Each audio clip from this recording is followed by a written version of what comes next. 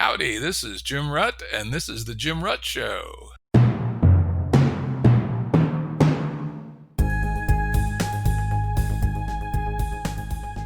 Listeners have asked us to provide pointers to some of the resources we talk about on the show. We now have links to books and articles referenced in recent podcasts that are available on our website. We also offer full transcripts. Go to jimruttshow.com. That's jimruttshow.com. Today's guests are Bill Perry, Secretary of Defense in the Clinton administration, and he's also had a distinguished career in business, academia, and the civil service. Mr. Perry is a member of the National Academy of Engineering and a fellow of the American Academy of Arts and Sciences, and he was awarded the Presidential Medal of Freedom in 1998. His co-author and co-guest today is Tom Collina, Policy Director at the Ploughshares Fund. And the Ploughshares Fund, something I didn't know about, but I'm glad I know about it now, states its mission as help make the world more safe and secure by funding organizations and people who promote the elimination of nuclear weapons, prevent the emergence of new nuclear states, and build regional peace. Together, they've written a new book, The Button, about the risks of nuclear war and nuclear weapons that many of us have almost forgotten are still out there. Welcome, Bill and Tom. Thanks, Jim. Great to be here. Yeah, it's great to talk about this topic. You know, this amnesia about the bomb is real. I'm going to give a little example about myself. I grew up in a close-in suburb of D.C. We figured we were 7 miles as a crow flies from the White House. I was in 4th grade during the Cuban Missile Crisis and still recall the duck and cover drills. That's something those of us who were around at that time in that place will likely never forget. And I was quite interested in the topic of nuclear war. I think part of it coming from my hobby of playing war games, the old Avalon Hill war games that me and my friends played from the time I was 10 years old. By the age of 12, I had read Herman Kahn's 2 books, Thinking About the Unthinkable, and even that fat old tome on thermonuclear war.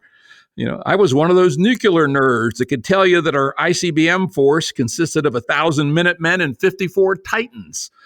How about that? I could even tell you that the Titans had 20 megaton City Buster warheads.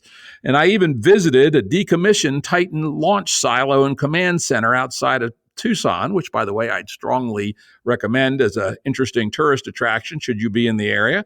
I even knew we had 41 Poseidon subs later traded in for, 18 or 20 Tridents.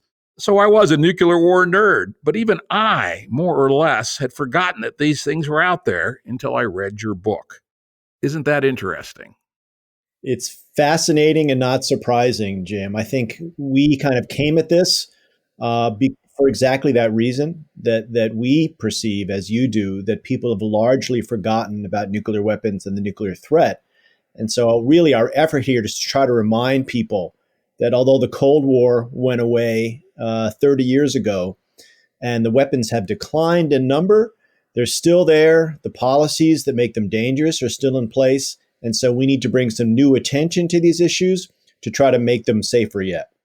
Jim, not only the nuclear weapons still there, but in my judgment and Tom's judgment, the danger of a nuclear catastrophe today is actually higher than it was during the Cold War, higher than at the time you had documented deaths. And that adds a real note of danger to the situation. And that really motivated Tom and me on an education program of which this book is a part. And actually, it makes sense. As a former corporate executive, I know that what you pay attention to, your organizations tend to do pretty well.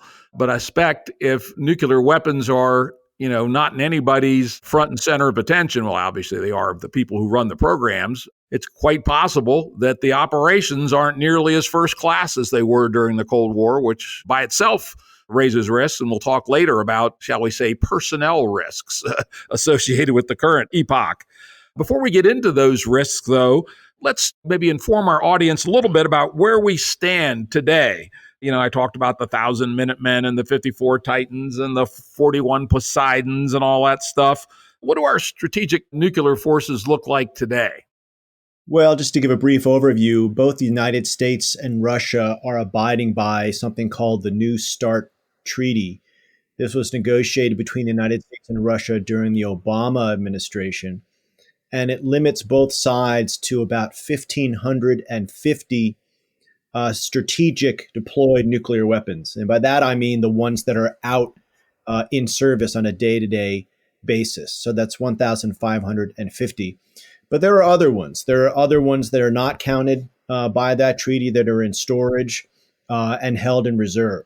So we would say there's about, on each side, about 4,000 nuclear weapons still today, with another 2,000 or so in reserve or in queue for retirement. And that's a long way from the Cold War, where both sides had in excess of 30,000 nuclear weapons. So we've come a long way. But from our perspective, it only takes a few hundred to destroy the world. And we have real dangers of accidental launch that could result in nuclear use. So we have some distance yet to go. Yep. And then we should also note that there are a lot more nuclear powers these days than there were during the height of the Cold War, at least. We had UK and France back in those days, and China, but now we have Israel and India and Pakistan. And a source of mine swears that Switzerland has had nuclear weapons since 1962. I don't know if that's true or not, but he swears it. And unless they're crazy, the Japanese and Taiwanese likely have quickly assembled nuclear kits. So we live in a multipolar nuclear world where the game theory in a crisis could get pretty damn complicated. Now, the other thing that you brought up in your book, which I think, I suppose I knew this, but again, I had allowed it to slip into the background, is that the President of the United States remains the sole command authority for our nuclear weapons. Could you all comment upon that a little bit? This is one of the most dangerous aspects of our current situation. The president and the president alone can order a nuclear strike. He can do it for any reason or with no reason. He can consult with others, but he does not need to. He can consider it for 2 hours. He can consider it for 2 minutes. In any event, if he decides to launch, it's gone. There's no legal way of stopping him from doing that. This is, I think, a very dangerous situation, particularly since our forces are deployed so that it can be quickly launched. In other words, if the president decides to launch a nuclear weapon, they can be off in the air in a matter of a few minutes. And then if he changes his mind, or if he decides the information he had was wrong, there's no way of calling them back. They're on the way. You cannot call them back. You cannot destroy them in flight. You will have started a nuclear war. Yeah, and I think that's really important for people to realize, again, as a somewhat of at least a hobbyist level student, I knew there was no callback button for the obvious reason, right? That'd be an awful valuable target for somebody to try to capture. But we should realize that if the balloon ever goes up, there's no calling it back, which means that we have to think through these policies because the risks are really high.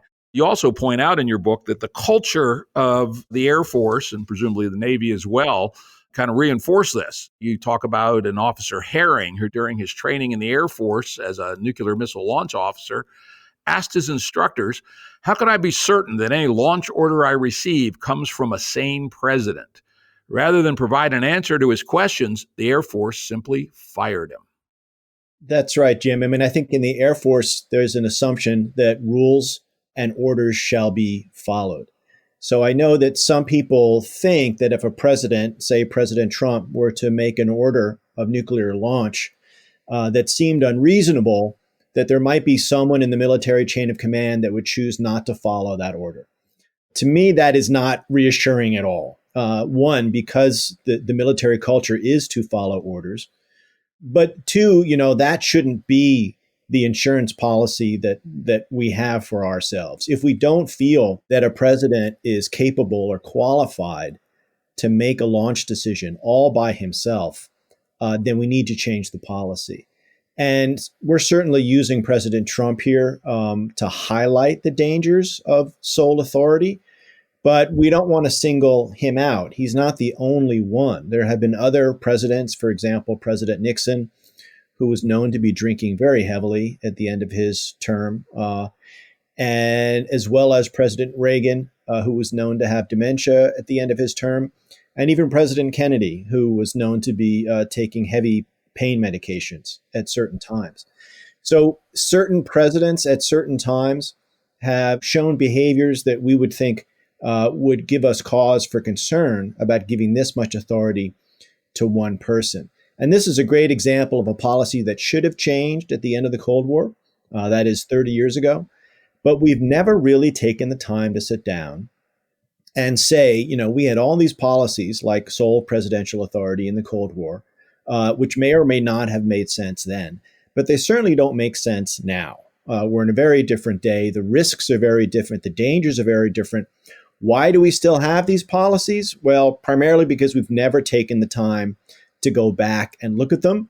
And it's high time that we did, because the risks are just too great. Yeah, and I would also add, as people listen to the show know, I often describe myself as a Madisonian, as in James Madison, the chief architect of our Constitution. And what I loved about him was, despite being a revolutionary, unlike most revolutionaries, he was a very cynical guy. He knew that human nature was weak and variable, and inevitably we would elect somebody not suitable for the job. In fact, in your book, you quote General Maxwell Taylor, "As to those dangers arising from irrational American president, the only protection is not to elect one." Well, James Madison would say it's inevitable that we will elect one. So it seems to me amazingly irresponsible that we still have a command and control system based on the hypothesis that we won't elect one. Again, just from an American history of constitutional theory perspective. And Jim, since you raised the Constitution, let me just say that, the Constitution says that Congress shall declare war, not the president. And clearly, if the president uses nuclear weapons first on his own authority without consulting Congress, we would say that is the ultimate declaration of war. So we see presidential sole authority as unconstitutional, as well as extremely dangerous. And for both reasons, would like to see it fixed. Yep. And you mentioned in passing something that I noticed in your book, and I, again, vaguely recall this, but again, it's not front and center. This nuclear amnesia is a real thing that I hope your book wakes people up from. And that is, the United States has not yet renounced first use of nuclear weapons. Obama considered doing so, but he never did. Why is that? And should we renounce first use? The answer to the second question is yes. The first question, every administration, when it comes into office, prepares what's called a nuclear posture review, in which it thinks through, reconsiders, and delivers its nuclear policy. One of those, every new administration has considered no first use. And when I was Secretary of Defense in the Clinton administration, we had a very serious consideration of it, and we were close to deciding it. In our case, the tipping factor against doing it was that two of our allies, two of the people to whom we provided what's called extended deterrence, objected. They felt that that would weaken the guarantee we'd made to them that we would come to their aid if they're attacked.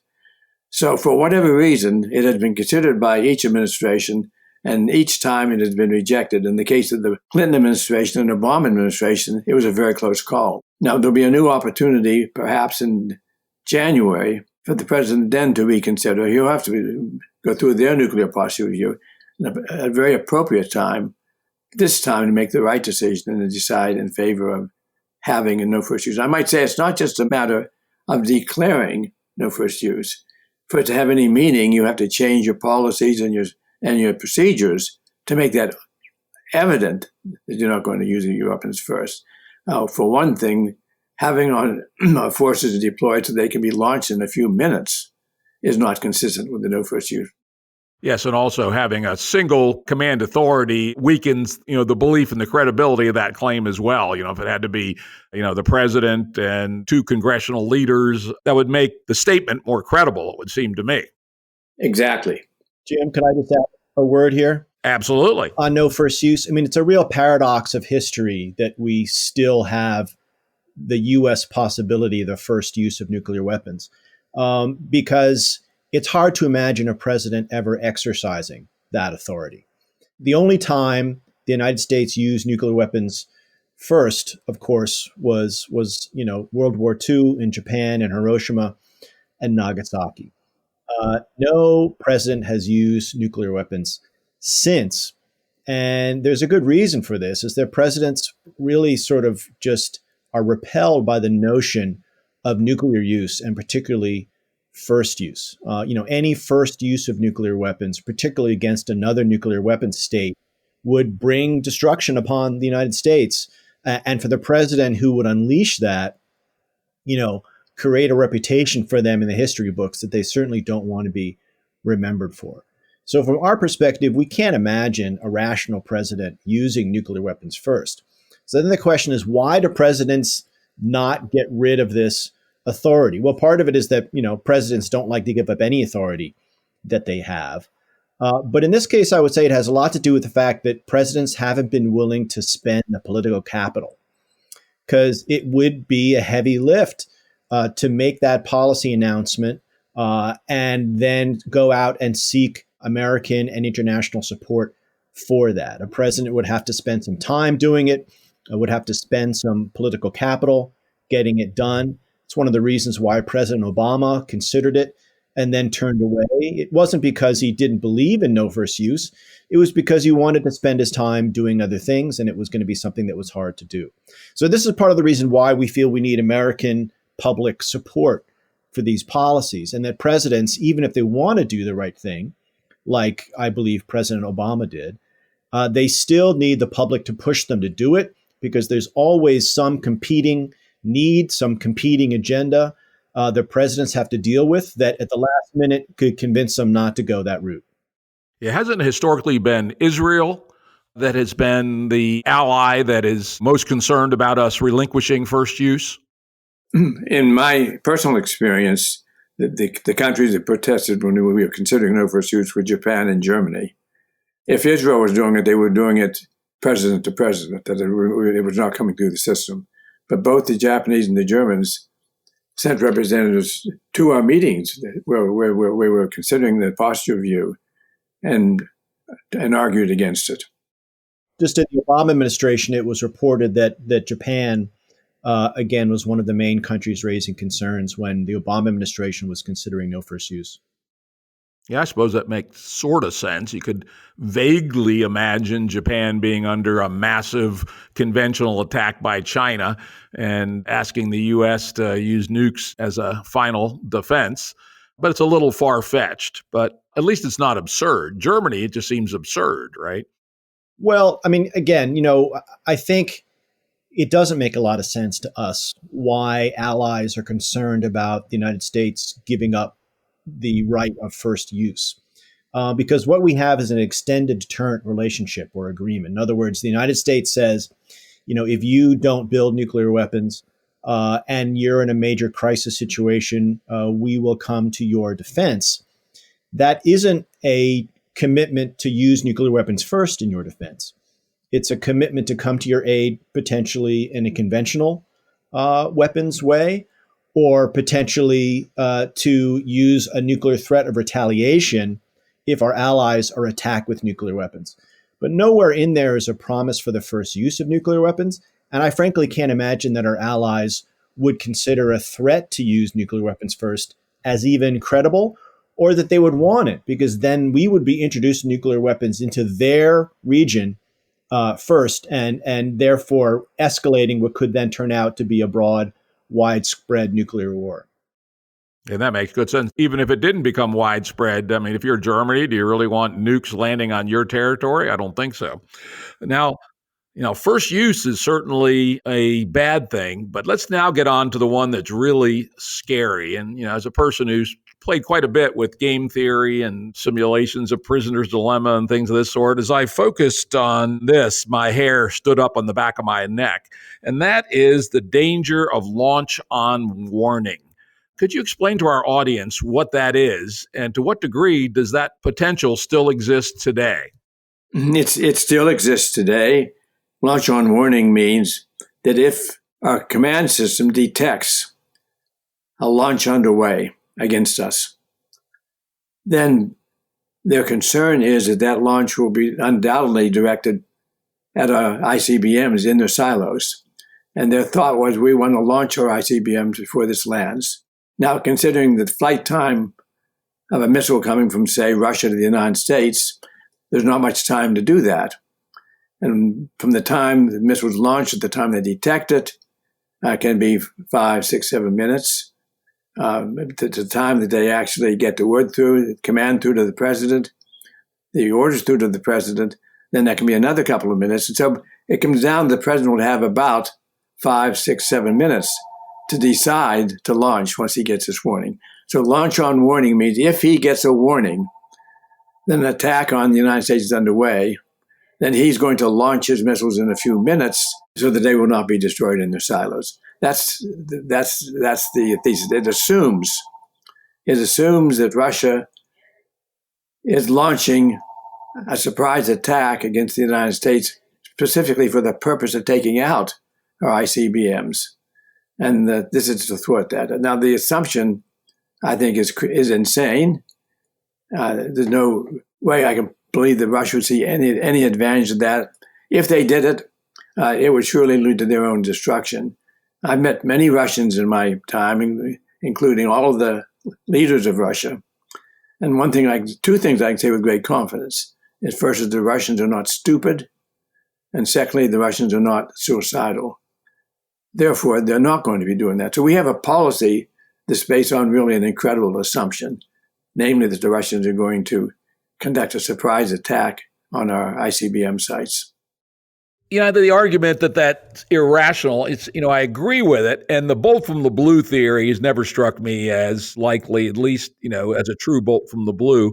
However, if we go back and look at some of our Cold War history, thinking particularly at Archer-Able in 1983, in what appeared to the Russians, at least, to be a crisis, which actually wasn't a crisis, but these old feeble guys thought it was a crisis.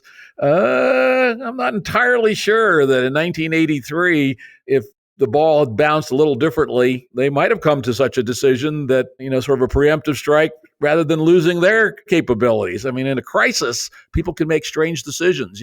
I remind people of July 1914. That was the argument made during the Cold War, and perhaps it made some sense then. Even if it made sense then, it certainly does not make sense today. And the second point is that even if you believe there's some remote likelihood of Russia making a surprise attack against us, and you say that's something we have to consider, the provisions we make for dealing with that put us in a position where we are highly vulnerable to launching by mistake. And so you have to weigh which of these two dangers is more realistic. The danger that Russia is going to make a surprise attack on us, or the danger that because of the policies we've set up, our launch on warning, our quick launch policy, that we're going to have blunder into a nuclear war. We're going to have a launch by accident. Yeah, that's, of course, the key point that you guys make later in the book, which we'll get to. That, okay, what are the risks of some real crisis? And again, post-Cold War, probably small, but all the risk of error is still there, right? One of the things we did with the book is we put in a preface where we tried to lay out what we saw as the doomsday scenario of things that could happen with our existing policies. And that is that there could be a cyber attack, right? And most people don't realize that our nuclear weapon systems, command and control systems, are networked, are based on computers, and are vulnerable to cyber attack. So imagine for a moment that there was a cyber attack by some adversary who manipulated our early warning systems to show that there was a nuclear attack underway against the United States from Russia. And the president would be given just 5 minutes to decide whether to launch a nuclear response or not. And that the pressure to launch a response is increased by the fact that we have land-based ballistic missiles, ICBMs, that are in the ground vulnerable to attack. And so the advisors might say, look, Mr. President, if you don't launch within the next 3 minutes, we are going to lose our land-based ballistic missiles. And this is the use them or lose them scenario that increases the pressure on the president to make a decision to launch. But of course, realize back to the launch on warning posture that we were discussing before, if the president decides to launch, that would be before the incoming attack, if it's real, would have landed. And so the president wouldn't know at that point whether the attack is false or real. And one of the main things we want to get across in the book is that if there is an alarm of a possible attack, the president, because of the possibility of false alarms, which we've had before, or cyber attacks on our command and control system, The president really has to assume that any warning of attack is false until proven otherwise. And the president cannot rationally launch a retaliation until he knows that the attack is real. And so the main thing we want to do here is to give the president more decision time and, in fact, take away the options that allow for quick decisions and quick launch, because that is how we will blunder into nuclear war and start nuclear war by mistake. Jim, I want to remind you and your listeners that when we first built our long-range missiles, or ICBMs, we put them in silos. And the reason we put them in silos is that we wanted to protect them from a surprise attack. And back when we were building those missiles in those silos, the silos did protect them from an attack, because an attacker would have to make a direct hit on the silo in order to take on the missiles. The silos are built lots of concrete and steel. They're very difficult to destroy. And for many decades, our missiles were invulnerable in the silos. But technology moves on. What's happened since then is that both first the United States and then Russia developed the guidance, the technology to give them guidance systems that are so accurate that they can destroy the silos, even though they have all this concrete steel in them. So what was originally an invulnerable basing of in the silos now has become a highly vulnerable basing. In effect, our ICBMs are sitting ducks waiting to be shot down. Though I think, just to be fair, it is true that, as I recall, one of the New START provisions is we got rid of the MIRVs, which really made the game theory of use it or lose it high stakes. So with only single warheads on the missiles, they're unlikely to be able to take all of our ICBMs out. Well, our point here is that it doesn't really matter. We don't need ICBMs for deterrence because we have weapons on invulnerable submarines based at sea. And so we don't need ICBMs for deterrence. And all they do for us, frankly, is create this false alarm, stumble into nuclear war danger. So one of the recommendations we make in the book is that we should get rid of our ICBMs. We should retire them. We don't need them at all. We don't need them for deterrence because the subs are out there and they create the false alarm danger that we'd be safer without. Yep. Let's talk a little bit about the history of the issue. In your book, you guys state that both Reagan and Carter remained ambiguous about whether their policy was launch on warning, hinting that it probably wasn't, but they believed that the strategic ambiguity was useful. We then get to Bush and Obama, and they both talked about that it was morally wrong to be at launch on warning. And yet, once they got in office, neither of them actually took the missiles off alert. Could you say a little bit about the history and, again, the dynamics on why we're still here where we are 40 years after the end of the Cold War? I think a lot of it goes down to back to this paradox that I was talking about, which is that presidents want the flexibility to threaten to use nuclear weapons first, but they don't actually want to do it. There's this old phrase that the United States uses all the time, which are all options are on the table, right? If someone ever says, well, how might the United States respond militarily in this situation? The response is all options are on the table. And that is a veiled nuclear threat. What that's saying is we might use nuclear weapons without using those exact words. And if you have a no first use policy, all of a sudden your threat to use nuclear weapons first is less credible. But the argument I would make is that a U.S. threat to use nuclear weapons first is already not credible. We haven't done it in 75 years. No rational president would do it. You would either invite nuclear retaliation against the United States or make the United States into a nuclear pariah, attacking a non-nuclear state. It's just a step that no president would do. And so it's time for a president to sort of cash in the benefits of announcing a no first use policy, which in our view would be reducing the chances of blundering into nuclear war. Because we think that the Russians do believe that the United States could launch a surprise attack against them. And therefore they're on the hair trigger in a way that makes it much more dangerous for us, because there could be a mistaken launch from Russia because of their hair trigger status. So both sides would be safer if we moved away from first use. And we certainly don't see any realistic prospect that the United States would ever benefit from a first use. Jim, I want to add to that even if a president sees some benefit to these policies, he has to consider, what am I paying for? What's the loss? What's the risk in these policies? And the point of our book is to convince him that the risk is that it increases the likelihood of an accidental war. It increases the likelihood you're going to blunder into a nuclear war. And we think that is the more likely consideration, and that he has to have that in mind. Whatever benefits he thinks he's getting from not going to no first use, whatever benefits he thinks he's getting from having our missiles on a quick launch and allowing the launch on warning to proceed, there's a cost to that, and the cost is an increased risk of blundering into a nuclear war. And that, to me, is the real danger we're facing in the world today. And that's a perfect time, because I was about to move into your chapter titled Blundering into Nuclear War.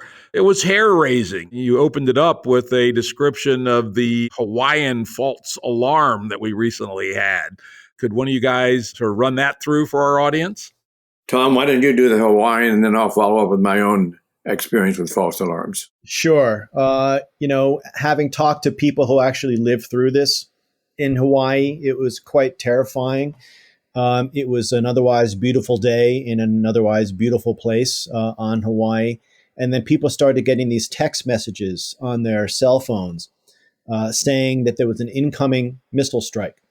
And this was right at a time when people were very concerned that North Korea might attack the United States. This was at the time of fire and fury, where President Trump was exchanging sort of escalatory words with Kim Jong-un from North Korea about whose nuclear button was bigger. And it was a scary time. And it was right in the middle of that this false alarm came through in Hawaii, where people really thought that they were about to get attacked with nuclear weapons. And so they, for a good part of an hour, scurried around trying to find their loved ones and trying to find shelter, until it was finally declared that it was a false alarm. And so the main point here is that false alarms are real. They do happen. Luckily, that was not a false alarm situation that went to the Central Command or to the President of the United States, but it could have. And so the question is, if you have a false alarm that actually goes to the President, what does the president do? And it's our deep concern that the president would respond inappropriately and blunder into nuclear war because of the quick launch capabilities that we give the president and still do today. Jim, I think the Hawaiian incident served as a good wake-up call to people, to remind people that there is a danger in our launch on warning policies. I didn't need that wake-up call. To me, launch on warning has never been a theoretical problem. When I was decades ago, during the Cold War, when I was the Undersecretary of Defense for Research and Engineering, I was actually awoken by a phone call at 3 o'clock in the morning from the watch officer to North American Air Defense Command. And the first thing the general said to me was his computers were showing 200 ICBMs on the way from the Soviet Union to the United States. You never forget a phone call like that. Now, he quickly went on to add, he had concluded it was a false alarm. And he was calling me as the technical man in the Pentagon, see if I could help him figure out what had gone wrong with his computers. So that was a very clear, indelible impression on my mind of the danger of launch on warning because of the possibility of a false alarm. We have had a total of, between ourselves and Russia, 5 false alarms that I'm aware of. We're going to have other false alarms. They happen because of human error. They happen because of machine error. Humans do err and machines do err. So it's going to happen again. And the question is, what do we do about it? And the answer in our mind is we get away from this quick launch, this launch on warning possibly, which could lead us all into a nuclear disaster. Absolutely. Though, of course, again, to be fair and honest, we would not have launched on warning in the Hawaiian case because it was just thought to be the North Koreans and probably 2 or 3 missiles. And we know we can absorb that hit and still knock the shit out of them if we have to. Jim, I just want to say, The only reason for bringing up the wine is not because that was a real danger of a launch. Just to remind people the false alarms can happen. Indeed. And I understood that. I was just clarifying the point that the two issues of false alarm and launch on warning, while related in that particular case, weren't linked.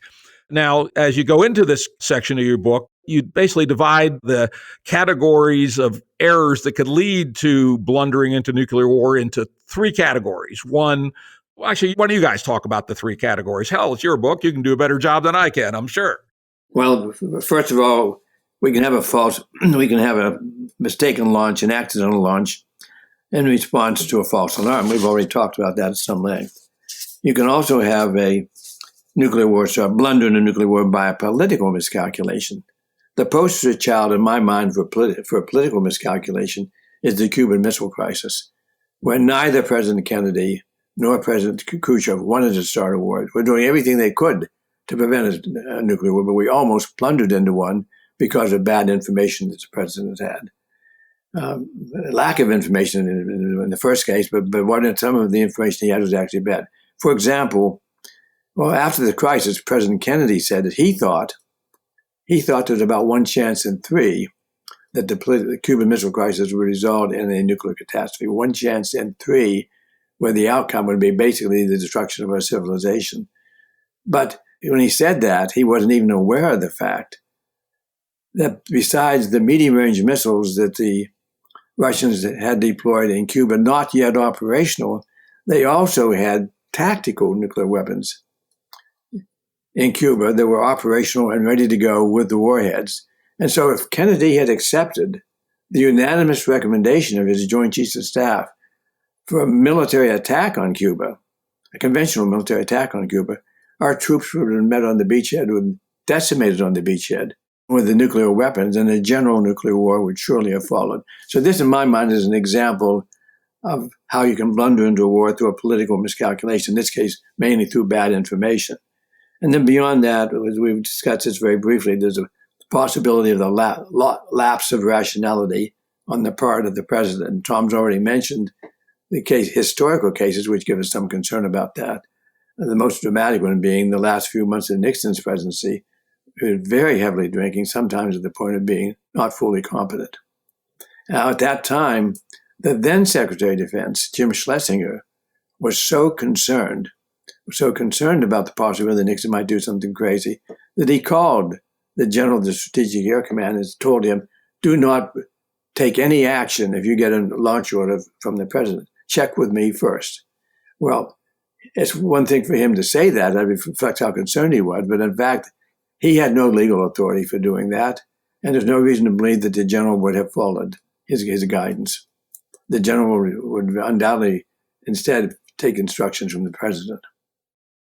Yep. And we have a situation like that today. At least we may well have. And it highlights these risks that we're talking about. So you had a recap for the audience, basically 3 categories. You could have incomplete information, like in the Cuban case. You could have a unstable or even insane president, or you could have what we talked about earlier, cyber attacks, failed 46-cent chips, et cetera, that are providing false information. And, all 3 of those are ways that, if the signal were dire enough, we actually literally could stumble into a full-fledged nuclear war, at least so long as we have launch on warning as our policy at any time. That's exactly what we're concerned about. Jim, if I could just add to that, it doesn't have to be that a president is not capable all of the time. It's just that a president might not be up to the job for 1 5-minute period out of their entire 4 years in office, right? Because you never know when this alarm will happen, when there could be a false alarm. The president would have 5 minutes to figure out what to do. And it's that 5 minutes that concerns us, right? Is the president in a bad mood during that 5 minutes? Has the president been drinking during that 5 minutes? That's a crucial 5 minutes, and you want to, and so that's part of what underlies our working assumption here that no president, I don't care which one it is from history, no matter how great they were, no president can be counted on to make that kind of decision at any moment, at any time. And it's just too much responsibility to put on one fallible, human being. And there's certainly no reason why we still do it. We simply don't understand it. And just to add to the historical case, we tend to think that presidents have perfect information, that they always have the up-to-date information and know what's going on. But of course, as Bill talked about in the case of the Cuban Missile Crisis, it's simply not true. And another story I would just add here, which I just only discovered in the course of writing the book, was when President Truman was considering using nuclear weapons against Japan. The historical record certainly strongly implies that he didn't fully understand that Hiroshima was a city and not just, and in his mind, might have been a military base. He didn't understand the amount of civilians that were involved, and therefore that actually most of the casualties of Hiroshima would be civilian and not military. So we have a number of examples where presidents are grossly misinformed. And is that the kind of situation that we want to put a president into to make a decision of that magnitude on such short notice? Let that be a warning to us all, right? Before we turn to what we should do in some detail, let's update the current state of play in things nuclear. In your book, you call out the fact that one big decision that was made in the early part of this century was us withdrawing from the ABM treaty. We say it's for defense against North Korea or Iran, and the Russians assume the worst. What's been the result of that with respect to the nuclear posture of the U.S. and Russia? Well, Jim, great point. The ABM treaty, just so the listeners understand, was negotiated by the Nixon administration way back in 1972 with Russia. And it basically said that neither country would deploy a nationwide defense against nuclear attack. Now, that sounds to most people to be counterintuitive, right? Why would you prohibit yourself from deploying a defense? Well, the reason is that at the time, and I would argue still today, we don't have the technology to make a missile defense effective. Now, you can still deploy one, and in fact, the United States has deployed missile defenses, but that doesn't mean they're going to work. And what happens is, certainly in the Russian case, the way that the Russians respond is that they will leave themselves enough margin to have enough offensive missiles to overwhelm any defenses we deploy. And so what this has done is created a floor below which the Russians simply are much more resistant to reduce their nuclear forces. So we are in a situation now where Russia is resisting reducing nuclear weapons that pose a real and present danger to the United States because we've deployed missile defenses that, in our view, don't work and wouldn't be effective against that threat. And the reason we did this is politics, right? It's very hard to argue with the American people, we shall remain defenseless, we shall not build missile defenses. But the reality is that that's what we should do because the technology doesn't work. And by deploying them, we've only increased the nuclear forces aimed against us, or I should say, prevented Russia from going as far as they might otherwise go with nuclear reductions. Jim, I want to elaborate on one point here. Ballistic missile defense systems do work in the sense that if a missile was fired at the United States, we can have a missile defense interceptor go after it and have a good chance of hitting it. But that's assuming a single warhead. But our system, or any such system, can be saturated. You have more than one, maybe 5 or 10 or 100. And we have no possibility of defending against a mass attack like that. And to further elaborate that, even in a country like North Korea, which does not have that many missiles to attack us with, they can put decoys up as well. And the system we have is vulnerable to decoys. So launching, if North Korea, say, could launch 5 or 10 missiles at it, it could look to a defense system like 500 or 1,000. And so any defense system can be saturated. And this system is particularly susceptible to saturation because it's so easy and simple to build realistic-looking decoys for an intercept that's going to occur in outer space, which is where our system works. Sorry about getting into a little bit of technical detail on that, but it's important to understand that it's not just that our system wasn't designed right, It's just every system of that sort is capable of being saturated, being defeated by being saturated.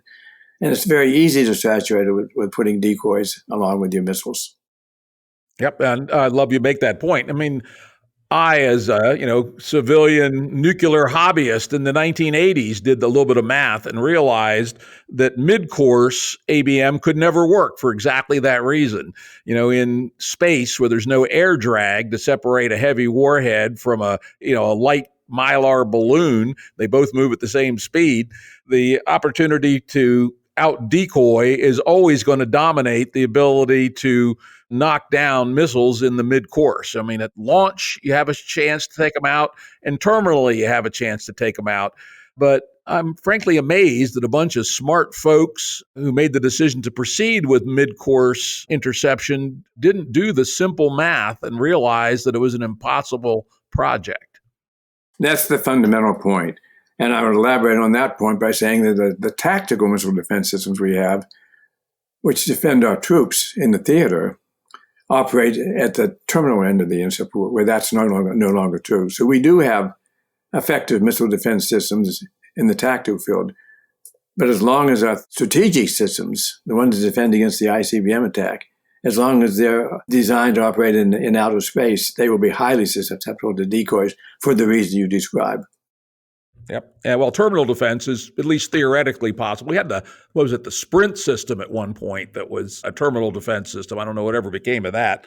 My calculations in 1985 said that's at least possible, unlike the mid-course, which is just a fool's errand. And yet, nonetheless, how many billions of dollars did we spend on it? A shitload, as far as I can recall. Let's see, moving on to other current events before we turn to what to do about it. The Russians seem to be rather blatantly violating the Intermediate Range Nuclear Forces Treaty, the INF Treaty, so-called. And they've also, oddly, I don't know what this is about, have been violating the Open Skies Treaty and has basically pushed the U.S. to withdraw from Open Skies. What are the Russians up to? Why are they doing this? And what does it mean for our strategic posture? The Russians have been bad actors in many respects. I think even more importantly is their bad actions in Ukraine. But on the other hand, the Russians also have 4,000 nuclear weapons, of which 1,550 are deployed, and presumably most of them deployed against us. So they're the only country in the world, as one of their commentators once said on Russian television, they can turn the United States into radioactive ash. So that's a reality. We have to deal with the Russians. The reason it's so hard to deal with them is because their actions are so bad in other fields. So the only solution I can see to that problem is we have to be able to separate out those two variables. We have to separate out the bad actions in one field from the strategic nuclear field, where we have common interest. We call common interest not to have a nuclear war, not to have nuclear proliferation, not to have nuclear terrorism.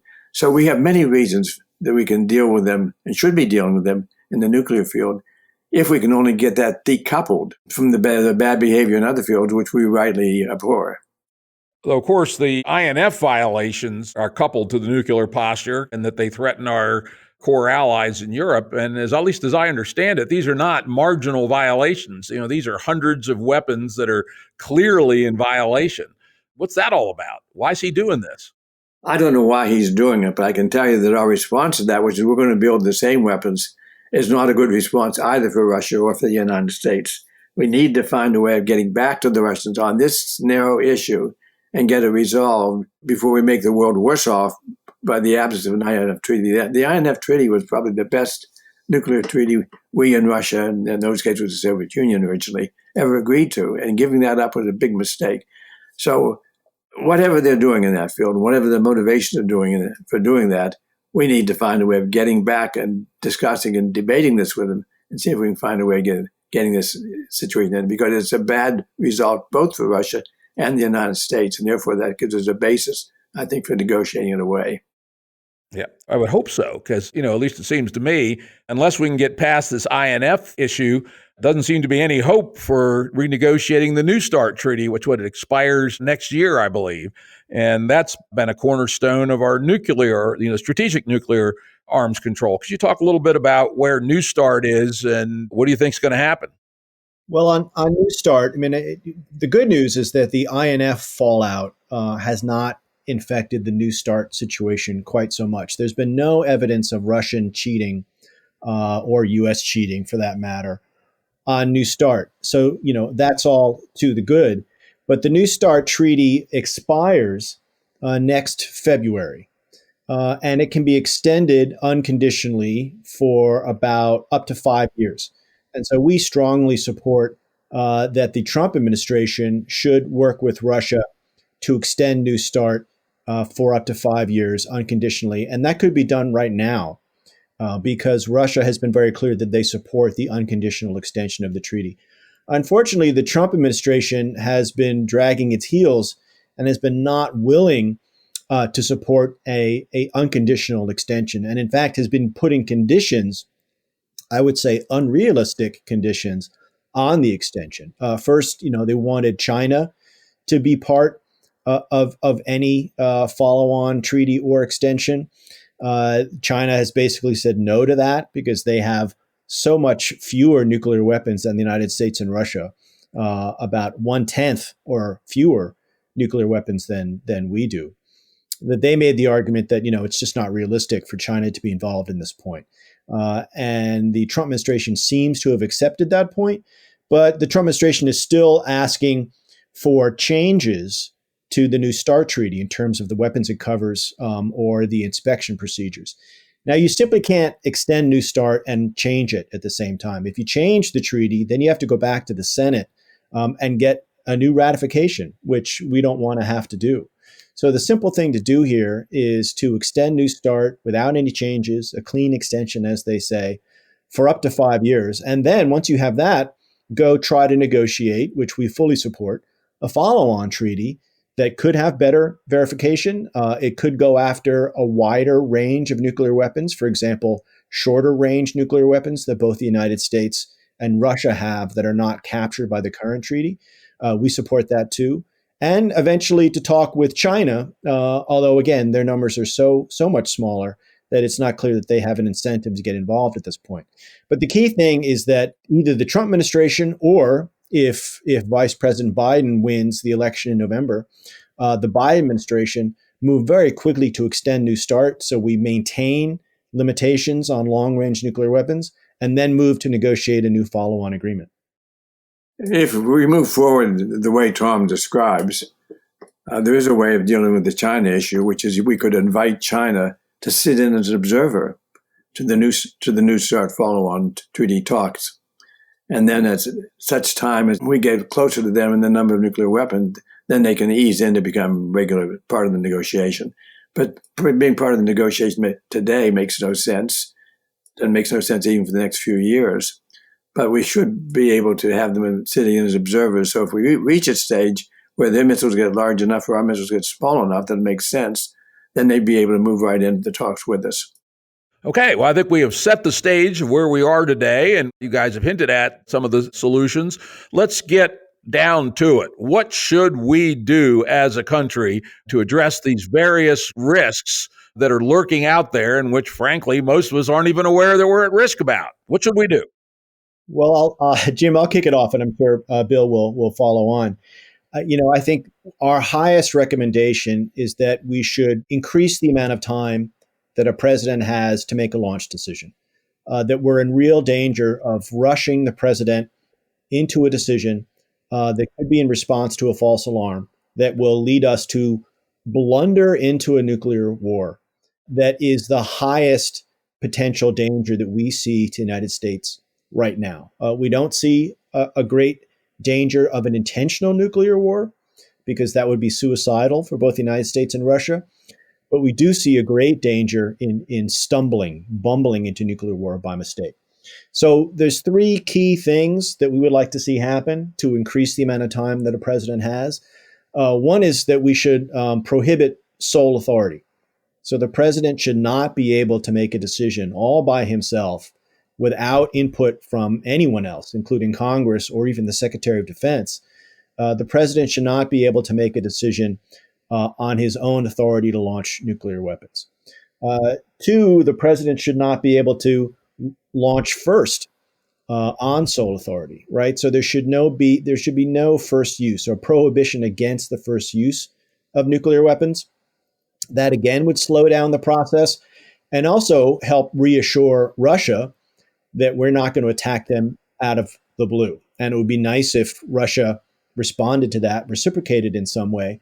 But even if they don't, we would be safer for it.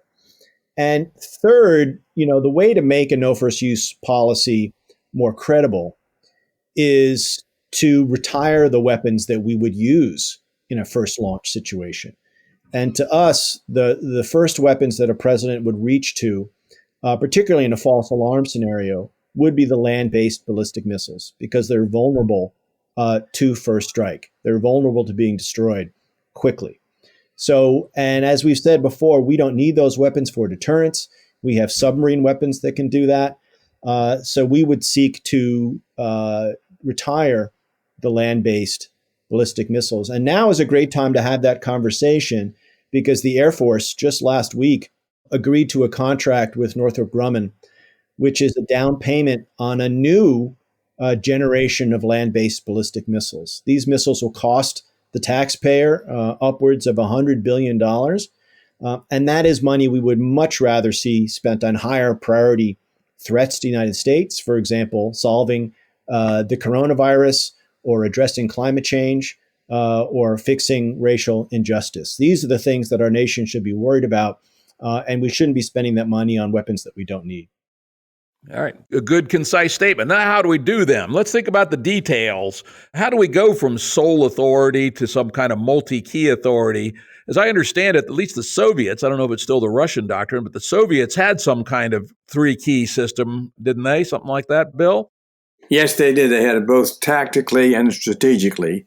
For example, during the Cuban Missile Crisis, the Soviets had submarines out patrolling the area, and their submarines had, unknown to us, their submarines had nuclear torpedoes, and they had a three-key system before they could be launched. It's a damn good thing they did, because that's one of those submarines came under attack, or thought it was under attack, from one of our destroyers, and he was getting ready to torpedo that destroyer. The skipper was, but he could not get the other two to agree with him. That would surely have caused a general nuclear war. And so we just missed that one by a hair. So they had this three-key system then for the tactical system, maybe still today. And they also had a three-key system for the strategic weapons. We understand that today, although it's hard to be certain about this, but we understand that they have abandoned that for the strategic weapons, and that now President Putin has the sole authority, just as President Trump does in the United States. Yeah, he's nasty, but at least he's not crazy, right? At least we don't think so. So let's say we went with a three-key strategic system in the United States. Who would be plausible additional signers that would be required? And, of course, wonderfully today, we have lots of very advanced multi-key cryptography where we could literally make it impossible for anybody to forge these signatures. What are the other two signatures that you think we should add to the president to launch? I think for it to make any sense, Jim, it has to be from the Congress. That it has to be somebody representing the Congress, not somebody that works for reports to the president, but somebody in a different branch of government. And you could do it various ways. You could have the two leaders of the Congress. You want to be bipartisan, so that takes it up to 4. So the minimum would be the House Majority Leader, the leading Democrat in the House, leading in the Senate, leading Republican in the House, leading Republican in the Senate. So that'd be the minimum would be 4 people. And those people then could have to sign off along with it. We would have a 5-key system because of our 2-party system instead of a 3-key system. Okay. And that by itself, of course, would slow things down quite a bit. Of course it would. And that's a reason often given for not doing it. But to me, that's an advantage of it. One thing we want to do, whoever makes the decision, we want to slow it down. We do not want a quick decision about ending the world as we know it. Let's think about that a little bit. Let's spend a little time. Let's do a little consultation. Let's do a little analysis before we finally decide we're going to take an action. It'll be the end of our civilization. I want to emphasize that's not being melodramatic. If we and Russia would exchange only 10% of our deployed nuclear weapons, the result would be hundreds of millions of deaths, and the result would be destruction of our infrastructure and their infrastructure. And quite possibly the result would be because of all the smoke and soot that is generated by all these things burning, we're going to have an obscuration of the sun for some period of time. It could be long enough to cause what's called nuclear winter, which is the destruction of all of our crops for years on end. In other words, what could happen here would be approximately what happened 66 million years ago when an asteroid hit the Earth, killed many of the animals instantly, but the reason that we had a mass extinction, the reason all the dinosaurs died, for example, was because of the smoke and soot that got up in the air, worked its way into the stratosphere, circled the planet, and eventually cut off the sun long enough to kill most of the vegetation on Earth. Yep. Yeah, it's certainly, I always figured the number was around 300. We want to keep the total number of nukes on Earth well below 300 so that we don't stumble into those kinds of scenarios. And we're a long way from there, unfortunately, right? So a 5-key system, I could see that being useful. Do we need to eliminate the ICBMs under that scenario? Because there's no first launch capability. There's no insane or drunk president problem. It would certainly take more than 6 minutes for the 5 people to decide. Do we still need to eliminate the ICBMs? And if so, why? Because they are an attractive nuisance. And they are so powerful and so vulnerable that they just invite an attack. They're sitting ducks. And for that reason alone, I think we ought to get rid of them. Whatever deterrence capability we think we need, however many nuclear weapons we think ought to be in our inventory, in our arsenal, ought to be deployed on submarines and on bombers, not on ICBMs. Of course, there is the so-called sponge theory, which says, oh yeah, they're kind of vulnerable, but they'll suck up and basically just blow up a bunch of empty corners of Wyoming and North Dakota, any nuclear weapons targeted at the United States. So for that reason alone, having even a very, very vulnerable ICBM force has strategic value. Well, Jim, I think the sponge theory, as you lay out, really doesn't make any sense, right? I mean, why would we want to draw a nuclear attack to the United States? And the upper Midwest has really good people.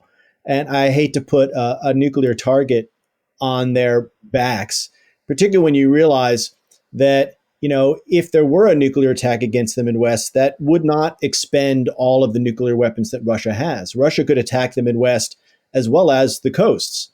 They don't have to make a choice in that regard. And so the sponge theory, I think it doesn't hold up to a simple analysis, which said if we didn't have the ICBMs at all, would we be worse off? And the answer is no. If we didn't have the ICBMs, Russia or another country would still be deterred because we have invulnerable weapons deployed on submarines at sea. And they can't attack those weapons if they're deployed at sea. So they simply would not attack us at all, which is exactly what we want. And so having some sort of nuclear sponge or nuclear sink out in the Midwest, to me, doesn't make any sense. It unnecessarily draws a nuclear attack to the United States, which to me is incredibly counterintuitive, and justifies land-based ballistic missiles, which we don't need, and as we see now, are going to cost us $100 billion to replace. And from a game theory perspective, can we do it unless the Russians do it too? If we both did it, I could see how it makes sense. But if the Russians still have all their ICBMs, and now they can retarget those that were headed for the missile fields and put them on our industrial centers and population centers instead, they now have a quite significant advantage. I think, Jim, the idea of an advantage is misleading. The Russians have enough nuclear weapons, and we have enough nuclear weapons that we don't have to choose. In the scenario I mentioned to you a while back, where each side uses 10% of the nuclear forces, that's enough to destroy both countries. So we have so many nuclear weapons, that the idea of advantage doesn't make any sense. With the overkill is more than submerged in the quantities of nuclear weapons we have and the destructive power that they have. Okay, yeah, it's probably true. Let's go down to the next argument traditionally for keeping the ICBMs, which is the so-called triad theory, that we can't be sure of the future. We think our subs are undetectable. Maybe they are today, but suppose somebody develops an efficient neutrino detector or something, and suddenly the subs are blazing red on the screen from an orbiting satellite. Is it really prudent to put all of our eggs in basically one basket?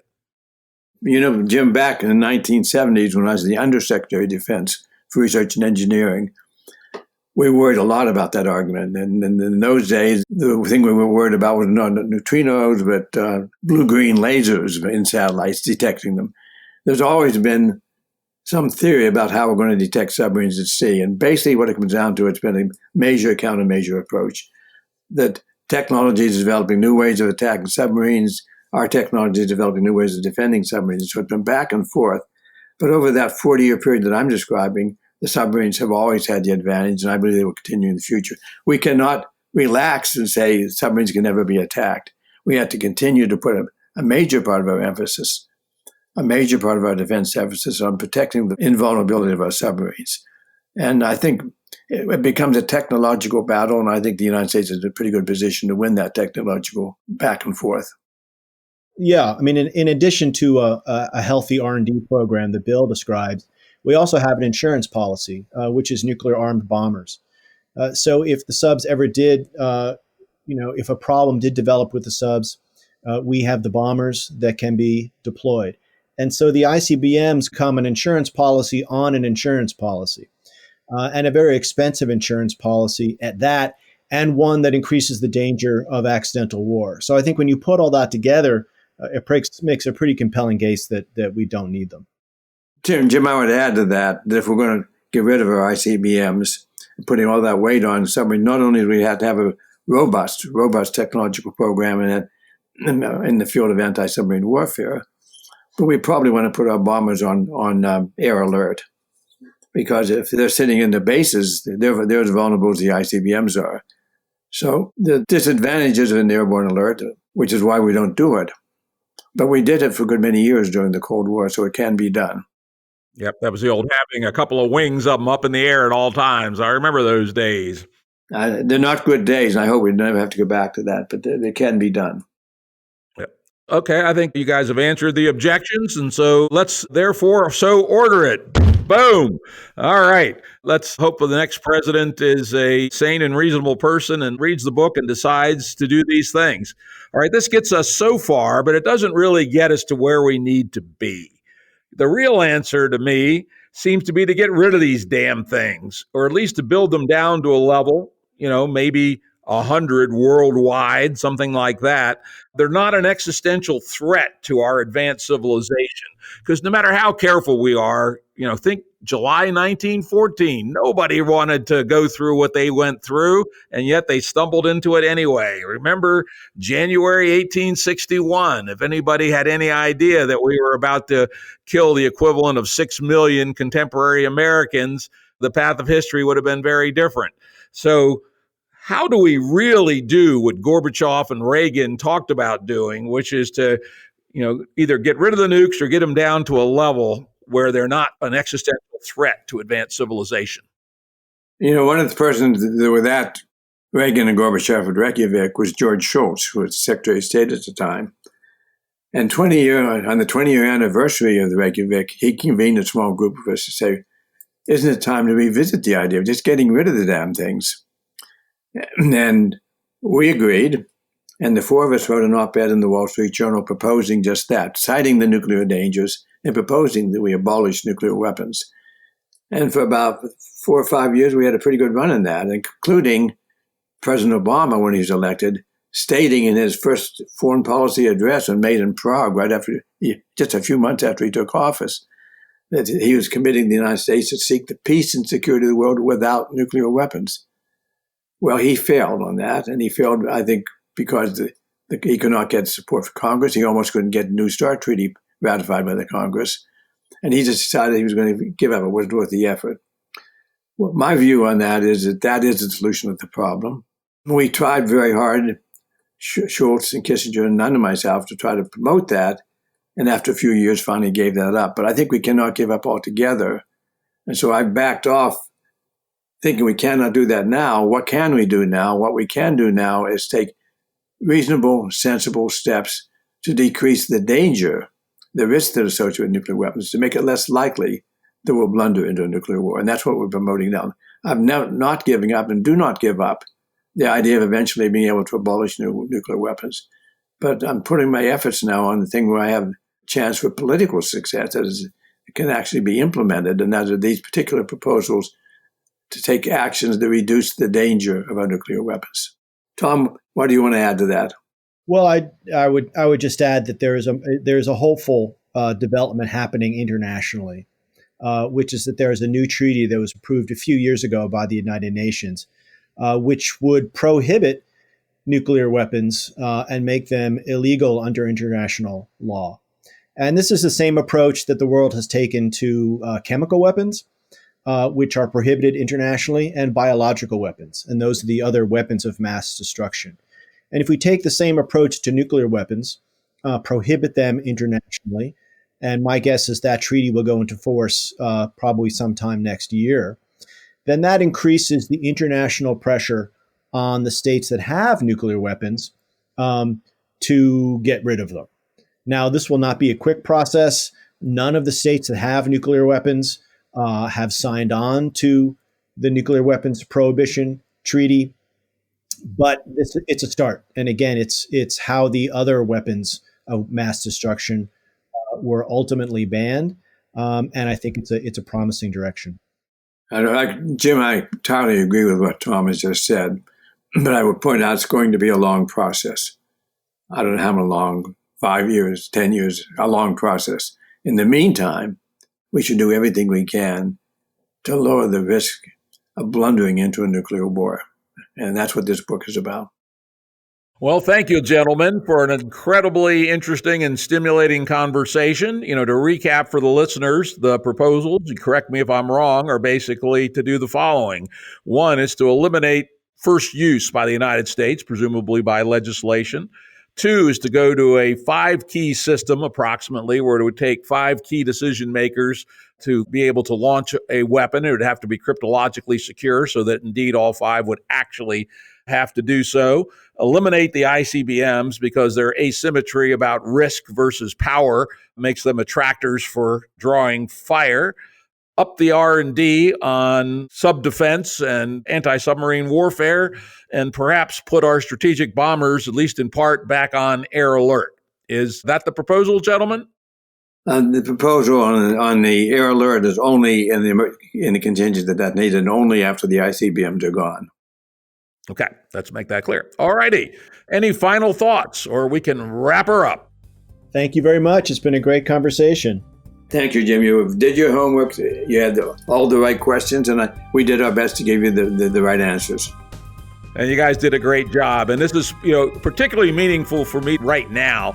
My wife and I have become first-time grandparents just recently. Congratulations. In the last 6 weeks. And damn it, wouldn't it be nice if that beautiful little girl didn't have to grow up with a bomb over her head? It would be. Production services and audio editing by Jared Janes Consulting. Music by Tom Muller at modernspacemusic.com.